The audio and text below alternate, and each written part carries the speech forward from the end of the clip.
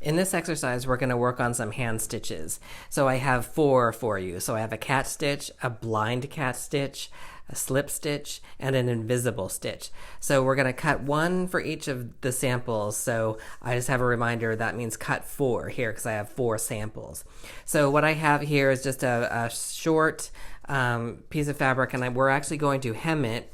These stitches are most commonly used for hems, as in pants and skirts and jacket sleeves and jacket hems.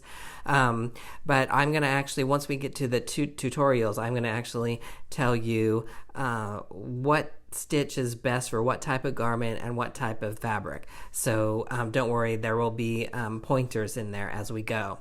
So these notches are for the width of the hem, so I need to actually punch those out.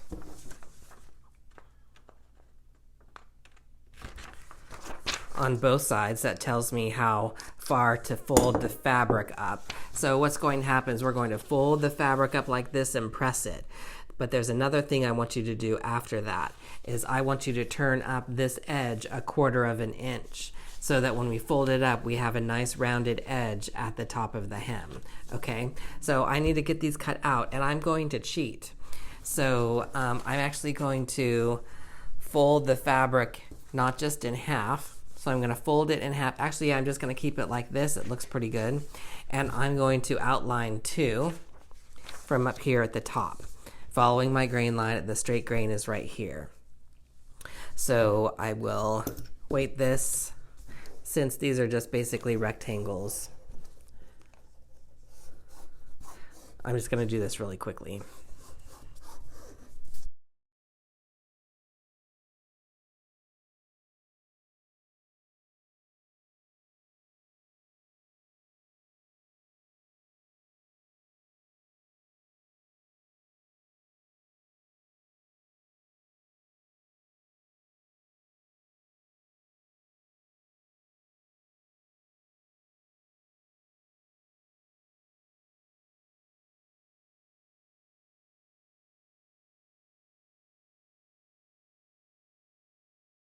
Okay, so now that we have everything cut out, I'm going to remove these pins.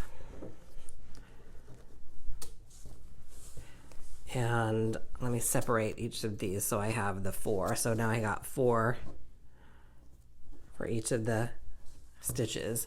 Now I need to designate the face side. So I'm just going to mark with my pen the face sides.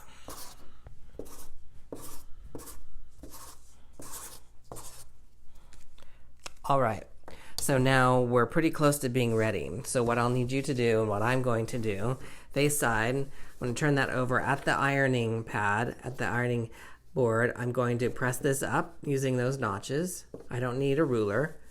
It's pretty short. Press up at those notches. I'm going to press down, and I'm going to iron that down. And then once I've got that, I'm going to turn this back inside 1/4 inch. And I will press that down 1/4 inch. And if I can get a finger pressed enough so you can see it, so that when I fold it up on that hem, I will have a nice clean edge. And then this is where we're actually going to perform our stitches. So do that for each of the pieces and we'll be all ready. And then we'll come back to the table and I will start the tutorials on those hand stitches.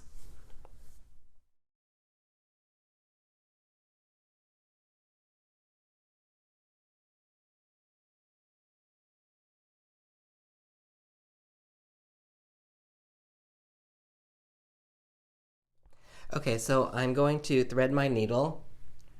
This is right here. The eye is right up here. Oh, that's hard to see, but I'm going to actually use the needle threader. And so what I need to do is I need to look at the eye, and I'm going to pierce that eye with the tip of the threader, and then just gently push that through the eye. Right? And there you kind of see the opening of the needle threader. Now I'm going to set this down for just a sec.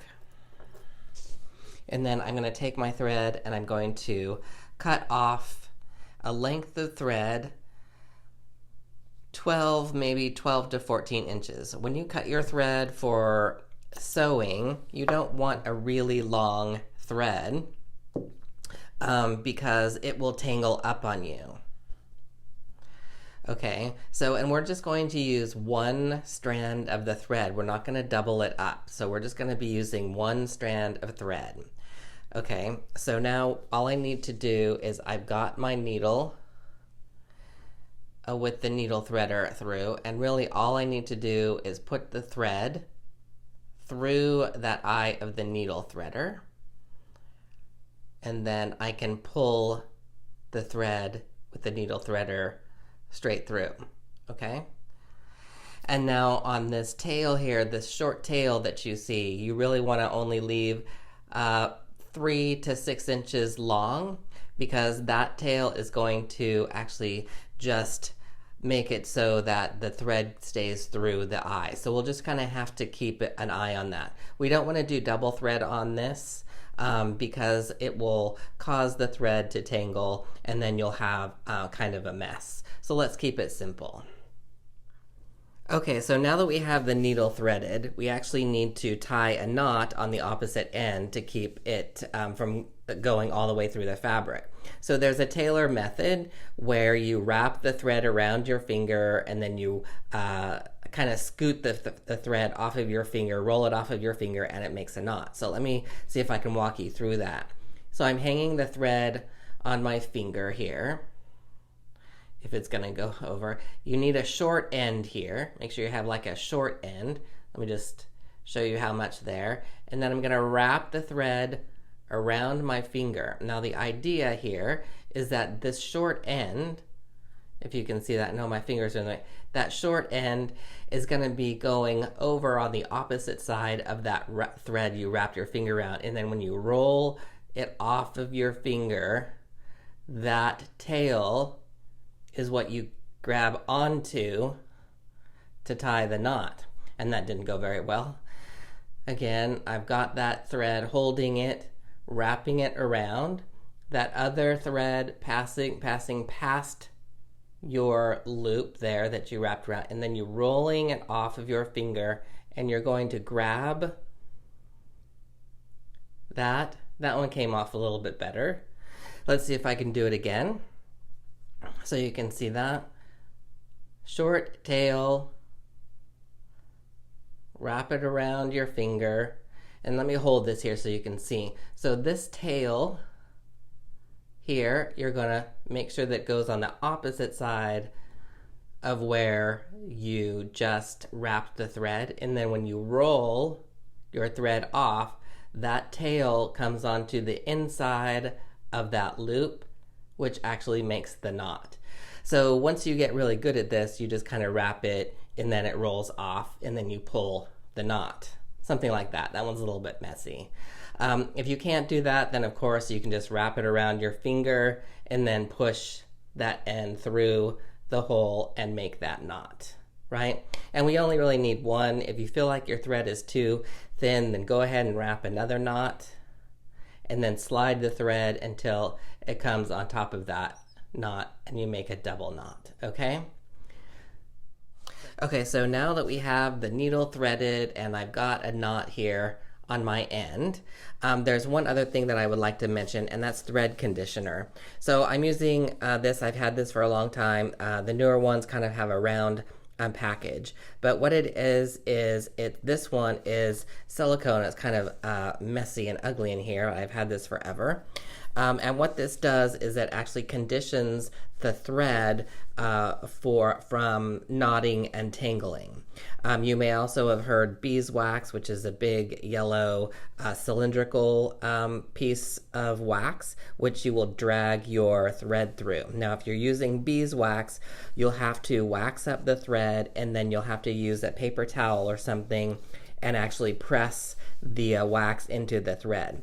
This particular thread conditioner is silicone, and so you don't need to actually press it. And I'm press it with the iron afterward to get the wax in it. So this is silicone, and what I'm doing is I'm just pulling the thread through it a few times.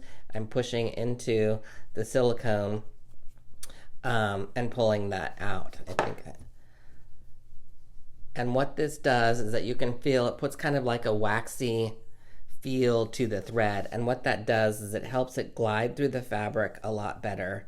And of course, helps with tangling and knotting while you sew. So that's a good idea to use thread conditioner, beeswax, or other silicone thread conditioner will be good. And just make sure that it's in there and you can feel how silky it is after that. Okay, so now we're actually ready to start stitching.